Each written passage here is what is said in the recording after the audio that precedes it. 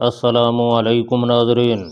Major शरद दीवान ने अंग्रेज़ी में कहा, अभी लॉक करने की ज़रूरत नहीं है, अभी फंक्शन में 2 दिन बाकी हैं। फंक्शन वाले दिन हमारे आदमी खुद आकर सारा बंदोबस्त करेंगे। इसके बाद हम नीचे आ गए। मैं मेजर शरद के साथ साथ चल रहा था। उसने बड़े फ़ख्र से पूछा, क्यों धर्मवीर, क्या ख्याल है? मैंने कहा, भैया मैं बहुत मुतमईन हुआ हूँ। हमारी इंटेलिजेंस दुनिया की सबसे बेहतरीन मिलिट्री इंटेलिजेंस है। मेजर शरद दीवान खुश होकर मुस्कराने लगा। उसके पीछे पीछे जो 2 फौजी अफसर चल रहे थे वो भी मेरी ये बात सुनकर मुस्कराए। यहाँ से हम वापस रेजिमेंटल हेडक्वार्टर में आ गए। मेजर शरद ने मुझे फौजी कैंटीन के बाहर उतार दिया। कोई 1 घंटा मैंने बड़ी मुश्किल से गुजारा। इसके बाद अपने असिस्टेंट जगदेश से कहा, जगदेश भैया, कल से मेरे पेट में गड़बड़ हो रही है। मैं वीजी से दवाई लेने शहर जा रहा हूँ, तुम पीछे ख्याल रखना। जगदेश बोला, भैया तुम अपने मेडिकल स्टोर से दवाई क्यों नहीं ले लेते, मुफ्त मिल जाएगी।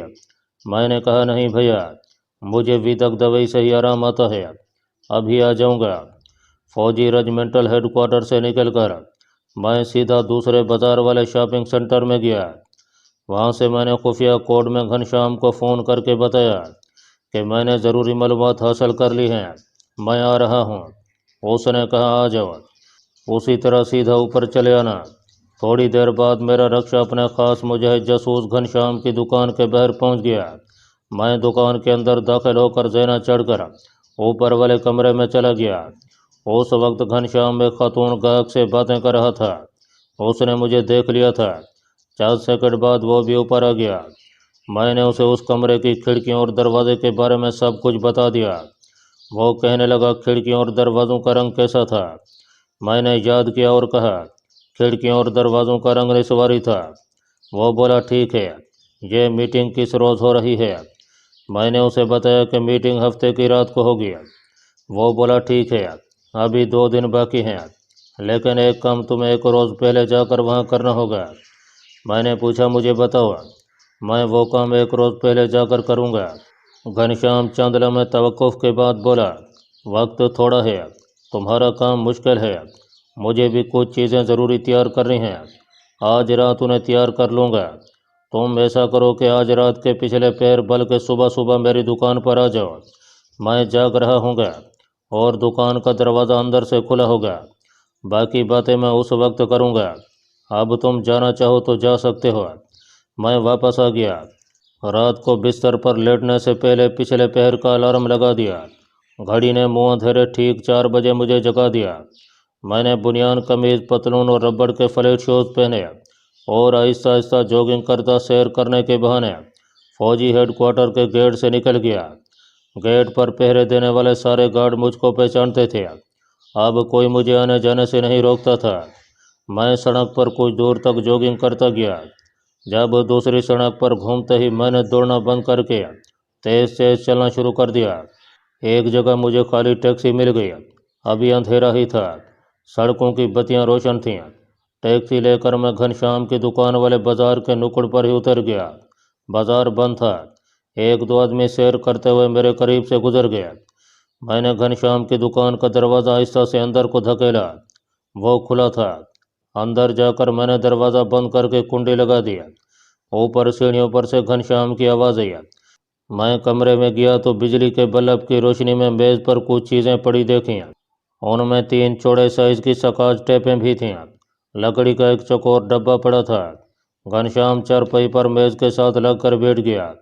मैं उसके सामने कुर्सी पर बैठ गया। उसने नस्वारी रंग की स्कॉच टेप उठाते हुए कहा, इसे तुम आम स्कॉच टेप समझ रहे होगे। मैंने कहा, लगती तो ये आम स्कॉच टेप है। घनश्याम बोला, शायद तुम्हें यकीन ना आया, मगर यह हकीकत है कि इस 25 गज लंबी स्कॉच टेप में इतनी ताकत है कि यह तुम्हारे अशोका होटल का पूरा ब्लॉक धमाके से उड़ा सकती है। मैं हैरान सा होकर स्कॉच टेप को देखने लगा जो घनश्याम ने अपने हाथ में थामी हुई थी। उसने कहा, यह धमाका खेज स्कॉच टेप मैंने पहले से तैयार करके रखी हुई थी। हमारे मुजाहिदों को किसी भी वक्त इसकी ज़रूरत पड़ सकती है, लेकिन आज रात मैंने इसे ख़ास केमिकल में डालकर इसकी ताकत को 3 गुना ज़्यादा कर दिया है। تمہارا کام صرف اتنا ہوگا کہ ہوٹل کے جس کمرے میں اسرائیلی اور بھارتی جرنیل میٹنگ کرنے بیٹھیں گے اس کمرے کی کھڑکیوں اور دروازوں کی چوکھٹوں پر اوپر سے لے کر نیچے تک یہ سکاچ ٹیپ چپکا دینا، جیسا کہ تم نے بتایا تھا۔ اگر کھڑکیوں اور دروازوں کا رنگ نسواری ہے تو یہ سکاچ ٹیپ چوکھٹوں کے ساتھ چپکی ہوئی کسی کو نظر نہیں آئے گی، اور اس میں سے کیمیکل دیے گئے ہیں، ڈیٹیکٹر اسے ڈیٹیکٹ نہیں کر سکتا۔ بظاہر یہ بالکل عام سکاچ ٹیپ ہے، لیکن جب اس کا دھماکہ ہوگا تو ہو سکتا ہے ہوٹل کے کمرے سمیت پورا بلاک اڑ جائے۔ کمرے میں اتنی شدید آگ بھڑک اٹھے گی کہ اسے بجھانا مشکل ہو جائے گا۔ اس آگ سے تو کمرے میں بیٹھا ہوا ہر شخص آن کی آن میں جل کر کوئلہ بن جائے گا۔ میں نے گھنشیام سے سوال کیا، لیکن یہ سکاچ ٹیپ بم پھٹے گا کیسے اور کس وقت؟ گھنشیام نے لکڑی کا ڈبہ کھولا، اس میں سے پلاسٹک کا ایک لفافہ رکھا تھا۔ اس نے لفافہ کھول کر اس میں سے شیشے کی ایک نلکی نکالی جس کے گرد نسواری رنگ کی باریک تار لپٹی ہوئی تھی۔ اس نے تار تھوڑی سی کھول کر مجھے دکھائی۔ یہ تار ریشم کے ریشے سے بھی زیادہ باریک تھی۔ گھنشیام نے کہا، اسے کھینچ کر دیکھو۔ میں نے اسے تھوڑا سا کھینچا۔ اس نے کہا، اور زور سے کھینچو۔ میں نے زیادہ زور سے کھینچا مگر تار بالکل نہ ٹوٹی۔ گھنشیام بولا، یہ تار فولاد سے بھی زیادہ مضبوط ہے۔ میں نے پوچھا، یہ تار مجھے کہاں لگانی ہوگی؟ گھنشیام نے کہا، یہی وہ تار ہے جس کے ذریعے کمرے کے دروازے اور کھڑکیوں سے چپکی ہوئی طاقتور سکاچ ٹیپ دھماکے سے پھٹ کر وہاں قیامت مچائے گی۔ اس تار کو تمہیں کسی ایک کھڑکی کی چوکھٹ سے چسپاں کرنا ہوگا کہ نظر نہ آئے۔ ویسے میں نے اس لیے اس تار کا رنگ بھی ٹیپ اور کھڑکیوں کے رنگ کے جیسا نسواری رکھا ہے۔ کھڑکی کی سکاچ ٹیپ کے ساتھ اسے چپکا کر اس کا ایک سرا تم نیچے کسی ایسی جگہ لٹکا دو گے جہاں نیچے سے تمہارا ہاتھ تار تک پہنچ جائے۔ جس وقت کمرے میں دشمن کے جرنیلوں کی میٹنگ جاری ہوگی تو تم کسی بھی طریقے سے اس تار کو نیچے لٹکتے ہوئے سرے کو پکڑ کر زور سے کھینچو گے۔ بس تمہارا کام صرف اتنا ہی ہوگا۔ تار کے کھینچنے سے اوپر سکاچ ٹیپ پر لگے ہوئے دھماکہ خیز کیمیکلز کو ہلکا سا جھٹکا لگے گا اور ان کیمیکلز کا ایکشن ری ایکشن کا سلسلہ شروع ہو جائے گا۔ اس چین ری ایکشن کو ایک خاص پوائنٹ تک پہنچنے میں صرف 15 منٹ لگیں گے، اور تمہارے تار کھینچنے کے صرف 15 منٹ بعد سکاچ ٹیپ مواد دھماکے سے پھٹ جائے گا۔ اس کے دھماکے کے دوسرے کھڑکیوں اور دروازوں پر گئی ہوئی سکاچ ٹیپ کا مواد بھی دھماکوں سے پھٹ جائے گا، جو وہ سارا کا سارا کمرہ ہوا میں بکھر جائے گا اور وہاں سوائے آگ کے شعلوں کے اور کچھ نظر نہیں آئے گا۔ میرا خیال ہے تم اس تکنیک کو سمجھ گئے ہوگے۔ تکنیک مشکل نہیں تھی، مگر اس دھماکہ خیز سکاچ ٹیپ کا کمرے کی کھڑکیوں اور دروازوں کی چوکھٹوں کے ساتھ چسپاں کر کے اس کے ایک سرے کو کھڑکی سے باہر لٹکانا اور پھر میٹنگ شروع ہونے کے بعد وہاں کر تار کو نیچے سے جھٹکے کے ساتھ کھینچنا۔ یہ سارا عمر میرے لیے ایک آزمائش طلب کام تھا۔ اس میں میرے ہوٹل کے ارد گرد اور ہوٹل کے اندر دیکھے جانے کا 100% امکان تھا، اور دھماکے سے پہلے میرا وہاں دیکھا جانا میرے لیے خطرناک ثابت ہو سکتا تھا۔ میں نے سکاچ ٹیپ اور نسواری تار کی نلکی لے کر ایک کپڑے میں لپیٹی اور کپڑے کو اپنی بنیان کے اندر کمر کے ساتھ باندھ لیا اور گھنشیام سے کہا، میں اپنی جان پر کھیل کر بھی یہ کام کروں گا۔ اب میں جاتا ہوں۔ اگر زندہ رہا تو واپس آ کر تم سے ضرور ملوں گا، اگر پکڑا گیا تو پھر میرا کہا سنا معاف کرنا۔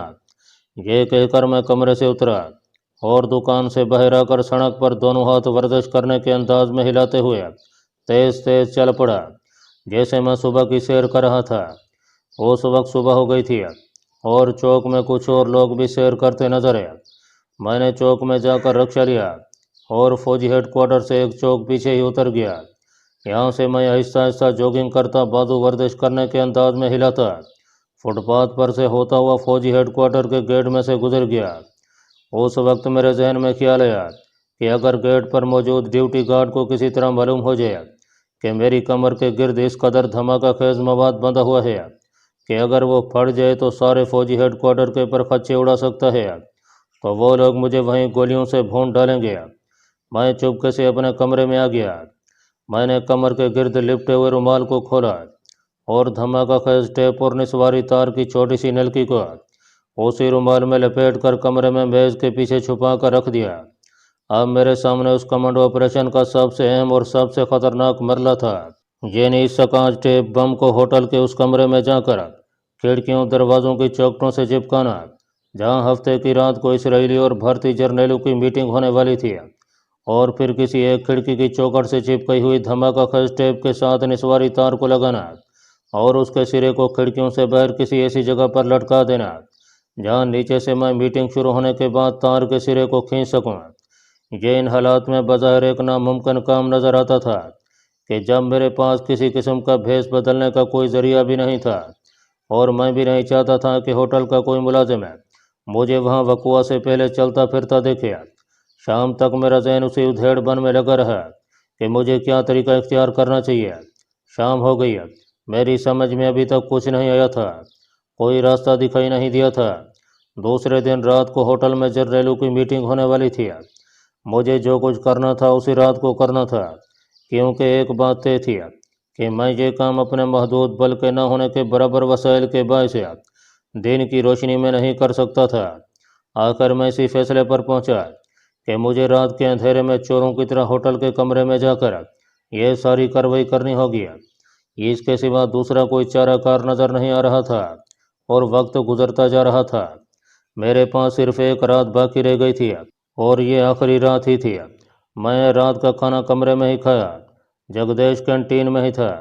मैं उसे ज़रूर बता देना चाहता था, चुनाचे मैंने उसे कहा कि मैं फ़िल्म का आखिरी शो देखने जा रहा हूँ। अगर भैया शरद जी मेरा पूछें तो उन्हें कह देना कि मैं फ़िल्म देखने गया हुआ हूँ। जगदीश ने कहा कि मैं भी चलता हूँ, दोनों इकट्ठे फ़िल्म देखेंगे, मेरा काम बस ख़त्म होने वाला है। मैंने कहा नहीं यार, तुम मेरे साथ नहीं जा सकते, मेरी एक गर्ल फ्रेंड मेरे साथ जा रही है। जगदीश कहका लगा कर हंसा, फिर तो तुम्हें अकेले ही जाना चाहिए। जगदीश को ये सब कुछ बताने के बाद मैं अपने कमरे में आ गया। आसमान पर काली घटाएं छई हुई थीं, तारे कहीं नज़र नहीं आ रहे थे, ठंडी हवा चल रही थी और थोड़ी देर पहले हल्की बारिश होकर रुकी थी। मैंने घड़ी पर निगाह डाली, रात के 9 बज रहे थे। मुझे उसी लम्हे हेडक्वार्टर के इहाते से निकलकर रात के 12 बजे तक वापस आ जाना था, ताकि गेट पर मौजूद ड्यूटी गार्ड को यकीन हो जाए कि मैं वाकई फ़िल्म का आखिरी शो देखने ही गया था। मैंने सिर्फ इतना किया कि संदूक में से एक पुरानी सी निस्वारी रंग की कमीज और हल्के ग्रे रंग की टी शर्ट पहन लिया, ताकि रात को मैं दूर से नुमाया तौर पर नज़र ना सकूं। पाँव में रबड़ के फ्लैट शूज़ थे। इसके अलावा मेरे पास कुछ नहीं था। ना कोई पिस्तौल मैं अपने साथ ले जा सकता था, ना चाकू साथ ले जा सकता था, क्योंकि मुझे काम पिस्तौल की गोली फायर किए और चाकू से किसी की गर्दन काटे बगैर खामोशी और पुरअमन तरीके से करना था। सकाज टेप और निस्वारी तार की नलकी मैंने रुमाल में लपेट कर अपनी कमर के साथ बांध ली थी। पतलून की पिछली जेब में कमरे की चाबी का छल्ला और 25-30 रुपए की इंडियन करेंसी थी। मैंने अल्लाह ताला का नाम लिया और कमरे को ताला लगाकर सर झुकाए बड़े मज़े से क्वार्टर के गेट की तरफ चल पड़ा। गेट पर मिलिट्री पुलिस के 2 सिपाही पहरे पर खड़े थे। मैंने जानबूझकर उन्हें नमस्कार किया और कहा मैं फ़िल्म का सेकंड शो देखने जा रहा हूँ, 12-1 बजे आऊँगा। उनमें से एक फ़ौजी ने कहा ठीक है साहब। वो सब जानते थे कि मैं मेजर शरद दीवान का भाई धर्मवीर हूँ। ये फ़ौजी वैसे भी मेरे पास फ़ौजी कैंटीन में राशन वगैरह लेने आते जाते रहते थे। मैं गेट के बाहर आकर फुटपाथ पर हो गया। मुझे इतनी जल्दी नहीं थी अपना काम यानी कमांडो एक्शन, बल्कि कमांडो ऑपरेशन मुझे रात ज़रा गहरी हो जाने के बाद शुरू करना था और इसी दौरान अशोका होटल से ज़रा दूर दूर रहना था। नागपुर के बाज़ारों में अभी खूब रौनक थी। मैं ज़्यादा हुजूम वाली जगहों पर जाकर खामखा लोगों की नज़रों में नहीं आना चाहता था। चुनाचे मैं एक पार्क में आकर बैठ गया। रात बड़ी खुशगवार थी, हवा चल रही थी, दरख्त झुके हुए थे। पार्क में दूर दूर रोशनियां जगमगा रही थीं, बूंदाबांदी भी नहीं हो रही थी, मगर लगता था कि किसी वक्त भी बारिश शुरू हो जाएगी। मैं चाहता था कि 1-2 घंटे बाद बारिश शुरू हो जाए। बारिश में मैं अपना अशोका होटल वाला कमांडो ऑपरेशन ज़्यादा महफूज होकर कर सकता था, क्योंकि बारिश में लोग कमरों से बाहर नहीं निकलते। काफ़ी देर तक मैं पार्क के बेंच पर बैठा सिगरेट सूंघता रहा, फिर उठा और अशोका होटल की तरफ रवाना हो गया। मुझे मालूम था कि ये होटल कहाँ पर वाक़ई है। मैं आराम आराम से चल रहा था, मुझे कोई इतनी जल्दी नहीं थी। 1-2 बार रौनक चौराहों पर से गुजरने के बाद मैं एक निस्बतन खाली सड़क पर आ गया। उस सड़क की एक जानब झीलों वाला बाग था। ये झीलें कुदरती थीं। उसके इर्द गिर्द नागपुर सिटी कॉरपोरेशन ने मॉडर्न किस्म का बाग बना दिया था, जहाँ बच्चों का बड़ा पार्क भी था। उस बाग की दूसरी जानिब अशोका होटल की बिल्डिंग थी। चलते चलते मैं बाग की दूसरी जानिब निकल आया। मैंने एक जगह रुककर बाएं जानिब देखा। दरख्तों के पीछे मुझे अशोका होटल की 3 मंजिला इमारत थोड़ी थोड़ी नजर आ रही थी। अशोका होटल के 3 ब्लॉक थे जो एक दूसरे से अलग थलग बने हुए थे। चूँकि यह मॉडर्न होटल था इसलिए यहाँ आम होटलों की तरह ज़्यादा रोशनियाँ नहीं लगी थीं। कमरों के अंदर धीमी रोशनियाँ होती थीं। बुलाक के आगे खम्भों पर डेकोरेशन लाइटें ज़रूर लगी हुई थीं, मगर चूँकि बरसात के मौसम में रोशनी के बल्ब पर परवाने वगैरह बहुत ज़्यादा आते हैं, इसलिए हर बुलाक के आगे एक खंभा छोड़कर दूसरे खंभे की रोशनी बुझा दी जाती थी। बरसात के मौसम में रात को नागपुर शहर की बड़ी सड़कों पर एक खंभा छोड़कर मरकजी लाइट बुझा दी जाती थी। भारत के वसी इलाकों में जंगलों, पहाड़ों और नदी नालों का एक तवील और पेचदार सिलसिला फैला हुआ था। चुनाचे एक तो यहाँ बारिशें देर तक होती रही थीं और दूसरे यहाँ बरसात के मौसम में मच्छर, परवाने और दूसरे हशरातुल अर्द बेशुमार होते थे। मैं अशोका होटल के पीछे जो सड़क जाती थी वहाँ पर आकर एक जगह अंधेरे में खड़े होकर होटल के उस बुलाक का दूर से जायजा लेने लगा जिसकी दूसरी मंजिल के कमरे में मुझे कमांडो ऑपरेशन के लिए जाना था। ये होटल का नंबर 3 ब्लॉक था। दूसरी मंजिल का कमरा जो मेरा टारगेट था, कोने वाला कमरा था। उसी तरफ एक छोटा सा बगीचा था जिसमें एक फव्वारा लगा था। फव्वारे का पानी लड़ियों की शक्ल में उछलकर नीचे गिरता मुझे दूर से चमकता दिखाई दे रहा था। यहाँ कोने में होटल की दीवार के साथ कोई बल्ब रोशन नहीं था क्योंकि उसकी रोशनी कमरों की खिड़कियों पर पड़कर कमरों में रिहाइश पजीर लोगों की नींद में खलल डाल सकती थी। इसलिए होटल के किसी ब्लॉक की दीवार पर बाहर की जानिब कोई लाइट नहीं लगाई गई थी। सिर्फ सामने कुछ फासले पर खंभों पर मरकजी लाइटें लगी थीं जिनकी रोशनी ब्लॉक के कमरों तक आते आते मध्यम पड़ जाती थी। जहाँ मैं छुप कर खड़ा था वहाँ से मुझे अपना टारगेट साफ नजर नहीं आ रहा था। मुझे मालूम था कि किस तरफ से होटल की गार्डिनिया की बाड़ फलांग कर होटल के अहाते में दाखिल होना है। इतनी देर में हल्की हल्की बूंदाबांदी शुरू हो गई थी। मैं दिल में दुआ कर रहा था कि या अल्लाह बारिश तेज़ हो जाए, इस तरह जिसको बाहर निकलना भी होगा वो बाहर नहीं निकलेगा और मुझे अपने मिशन की तकमील में आसानी हो जाएगी।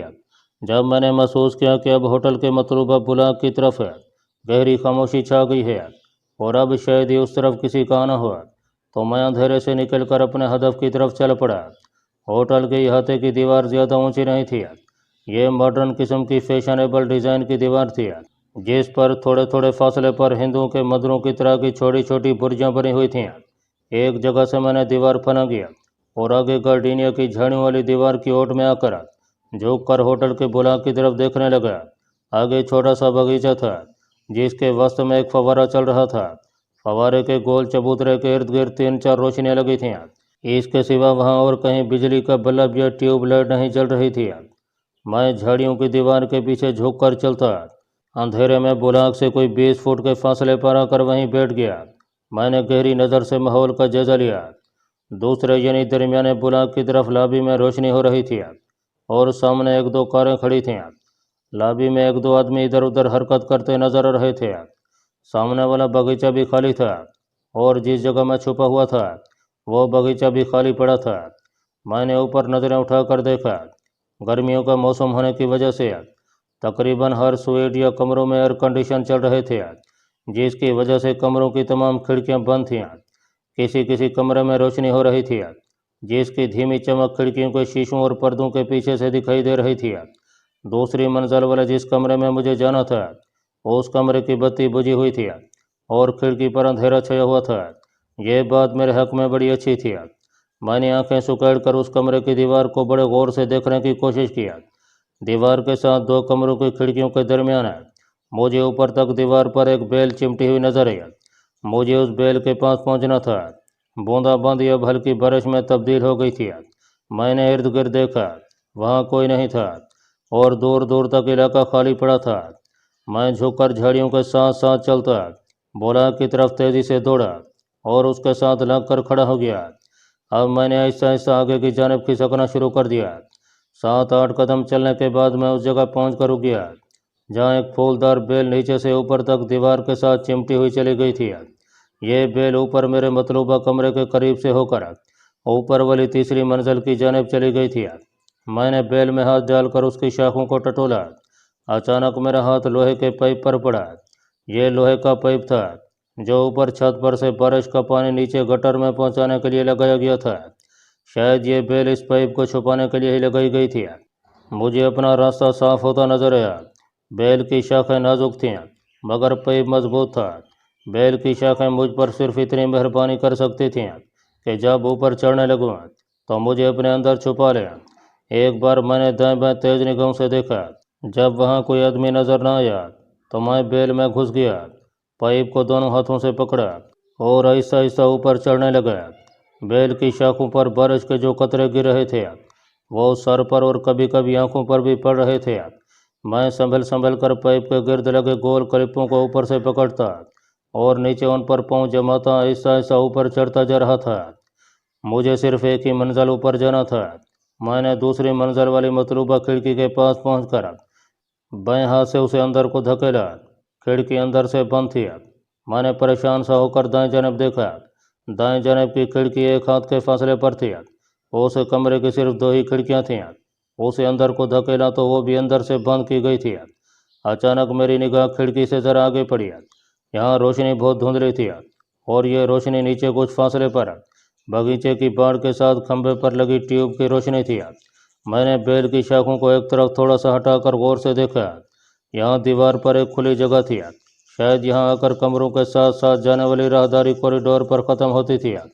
میں نے بیل کے اندر سے ایک پاؤں نکال کر دیوار سے ذرا نکلی ہوئی گگھر یعنی بنی پر رکھا۔ ہاتھ سے کھڑکی کی چوکھٹ کو پکڑا اور پھر دوسرا پاؤں دیوار کی گگھر یعنی باہر نکلی ہوئی بنی پر رکھا اور کھڑکی کے ساتھ چمٹ گیا۔ یہاں میں نیچے سے دیکھا جا سکتا تھا۔ یہاں زیادہ دیر تک میں کھڑا بھی نہیں رہ سکتا تھا۔ میں دیوار کے ساتھ چمٹا راہداری کے خلا کی طرف کھسکنے لگا جہاں راہداری کا چکور شگاف تھا۔ اس کے قریب آتے ہی میں نے اچھل کر اس پر چھلانگ لگا دیا۔ میرے ہاتھ راہداری کی دیوار کی مڈیر پر جم گیا۔ دوسرے لمحے میں نے ٹانگیں دیوار کے اوپر ڈالیں اور میں راہداری میں اترتے ہی وہیں بیٹھ گیا۔ یہ کام اتنا آسان نہیں تھا جتنی آسانی سے میں نے لکھا ہے۔ راہداری میں دور تک وال ٹو وال کارپیٹ بچھا تھا اور چھت میں تھوڑا تھوڑا فاصلہ چھوڑ کر دھیمے دھیمے بلب روشن تھے۔ یہ کوریڈور میں دن کے وقت بھی دیکھ چکا تھا جب میں میجر شرد دیوان کے ساتھ اس کمرے کی سیکورٹی کا جائزہ لینے آیا تھا۔ میں اپنے مطلوبہ کمرے یعنی ٹارگٹ کے دروازے کے پاس ہی بیٹھا تھا۔ یہاں ہوٹل کا کوئی بھی ملازم کسی بھی وقت آ سکتا تھا یا کسی کمرے کے اندر سے نمودار ہو سکتا تھا۔ چنانچہ میں نے اپنا کام شروع کر دیا۔ جیب سے لوہے کی تار نکال کر کمرے کے دروازے پر لگے تالے کے سوراخ میں ڈالیا اور اسے خاص طریقے سے 3-4 مرتبہ دائیں بائیں گھمایا۔ یہ ایسا طریقہ تھا کہ اس پر عمل کرنے سے دروازے کے اندر لگا ہوا کوئی بھی تالا کھل جاتا تھا۔ چنانچہ تھوڑی سی کوشش کے بعد دروازہ کھل گیا۔ میں جلدی سے کمرے میں گھس گیا اور دروازہ بند کر دیا۔ دروازہ بند کرتے ہی میں اپنے کام میں لگ گیا۔ کمرے میں پہلے تو اندھیرے کے سوا کچھ دکھائی نہ دیا۔ پھر کمرے کی بند کھڑکیوں کے آگے پڑے سفید ریشمی پردوں میں سے باہر کی ہلکی ہلکی دھندلی روشنی اندر آنے لگی۔ میں نے کمرے کو غور سے دیکھا۔ یہ وہی کمرہ تھا جہاں مجھے میجر شرد دیوان دن کے وقت اپنے ساتھ لایا تھا اور جہاں دوسرے دن رات کو اسرائیلی اور بھارتی جرنیلوں کی خفیہ میٹنگ ہونے والی تھی۔ میجر شرد نے مجھے بتایا تھا کہ یہ میٹنگ فوجی ہیڈ کوارٹر کے آفیسر میس میں اس لیے نہیں رکھی گئی کہ فوج کی ہائی کمانڈ اس میٹنگ میں طے ہونے والے امور کے بارے میں سوائے چند ایک ملٹری انٹیلیجنس کے افسروں کے اور کسی فوجی افسر کو کچھ معلوم نہیں ہونے دینا چاہتی تھی۔ ان امور کو جو ظاہر ہے پاکستان کے خلاف کیے جانے والے جارحانہ حملے کے بارے میں ہی تھے انتہائی خفیہ رکھنا چاہتی تھی۔ اس لیے یہ فیصلہ کیا گیا کہ یہ اہم ترین سیکریٹ میٹنگ کسی ہوٹل کے کمرے میں ہو۔ کمرے میں لمبی میز پڑی تھی، اسی طرح میز کے گرد منقش چمکیلی کرسیاں لگی تھیں۔ جب مجھے اپنی پوری تسلی ہو گئی کہ یہ وہی کمرہ ہے جہاں اگلی رات کو فوجی افسروں کی خفیہ میٹنگ ہونے والی ہے تو میں نے اپنا کام شروع کر دیا۔